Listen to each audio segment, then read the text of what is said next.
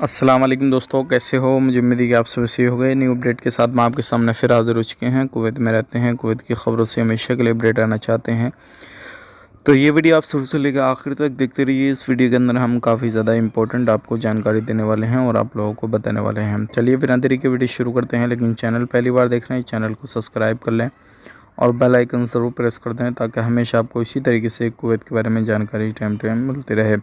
सबसे पहले बड़ी ख़बर की तरफ बढ़ते हैं। जो बड़ी ख़बर आ रही है निकल के, अगर आप कुवैत में रहते हैं किसी भी तरीके से, तो बहुत सारी चीज़ों का आपको ध्यान रखना होगा, जिसमें कि सबसे पहली जो चीज़ है वो ये है, अगर आप कहीं से भी कोई भी सामान वगैरह ख़रीदते हैं तो सामान की एक्सपायरी डेट वगैरह देख लीजिए। चाहे खाना खाते हैं, पीते हैं, जो भी करते हैं, किसी भी तरीके से कोई भी जो सामान ख़रीदते हैं जो खाने पीने का होता है तो उनकी भी एक्सपायरी डेट होती है, तो उसको भी आपको देख लेना चाहिए। अब बात कर लेते हैं अगली ख़बर की तरफ। जो अगली ख़बर आ रही है काफ़ी बड़ी ख़बर आ रही है। मुबारकिया मार्केट से एक लेडीज़ को पकड़ा गया जो कि 11 साल से कुवैत के अंदर इलीगल तरीके से रह रही थी।